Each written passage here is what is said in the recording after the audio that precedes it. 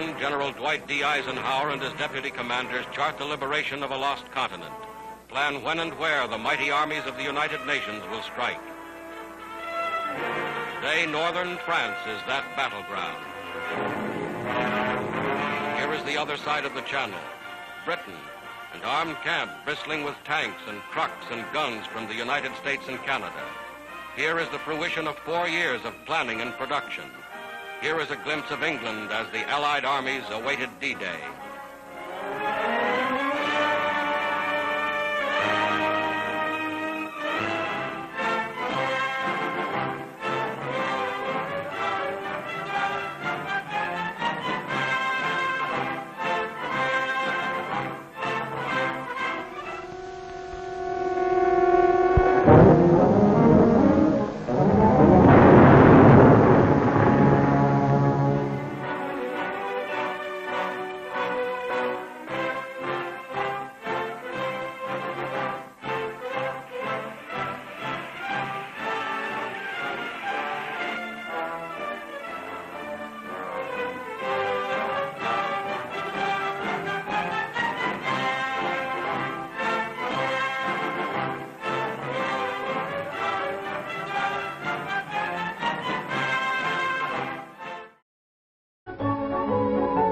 Some still window shopped, not hearing the first call.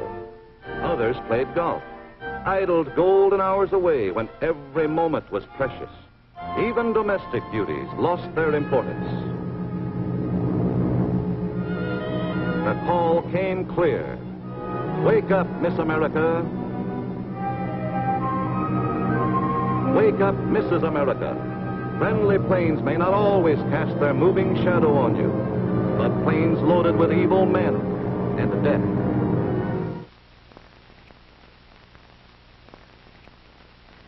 You work hard, Joe.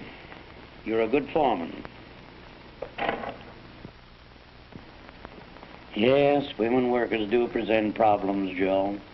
It's tough, I know, but there are thousands of others just like you all over the country facing the same problems.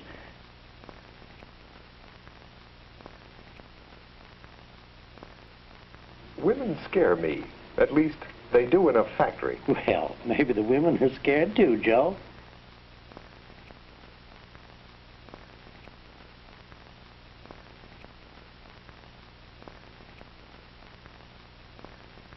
Why, even the language applying to common processes and tools are new to them.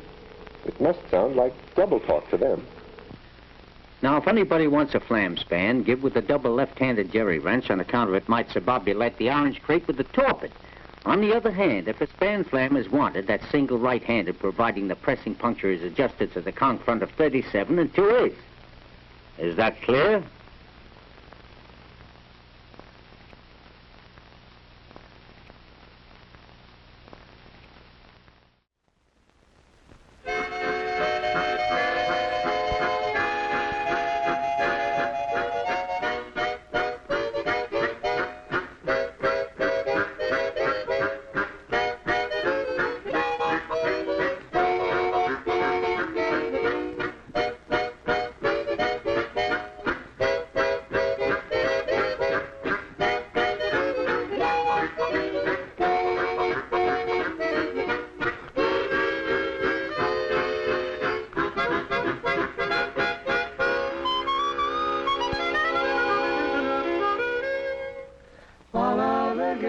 In their favorite cocktail bar, sipping dry martinis, munching caviar.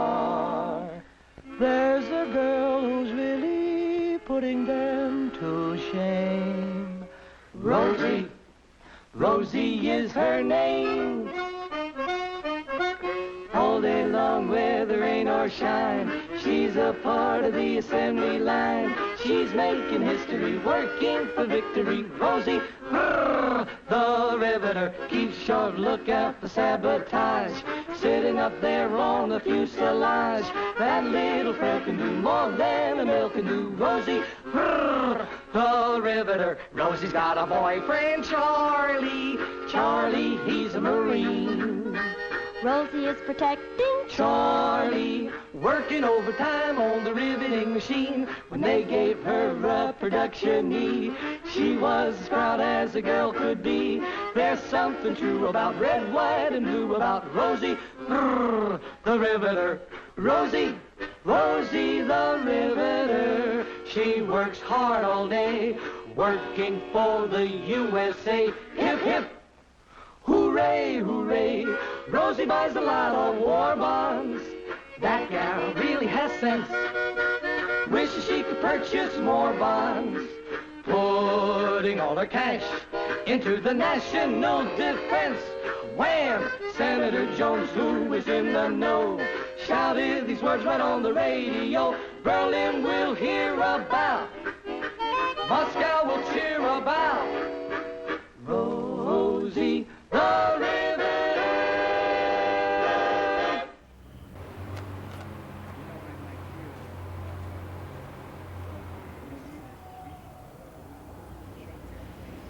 This ship is one out of 2,710 that were built. This ship made 4 voyages to England carrying supplies. Churchill wrote in one of his books that England would not have survived without the Liberty ships.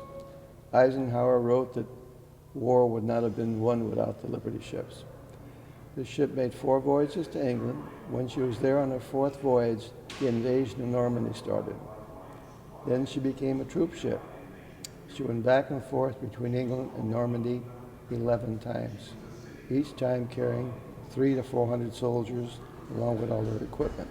And she went 4 times to Omaha Beach and 7 to Utah Beach. She carried a total of just under 4,000 soldiers and all their equipment. And ended up in San Francisco when the war was over, coming back on January 16, 1946. That was the end of her sailing career. She went over the mothball fleet in Sassoon Bay, stayed there for 33 years before we resurrected her to what you see now.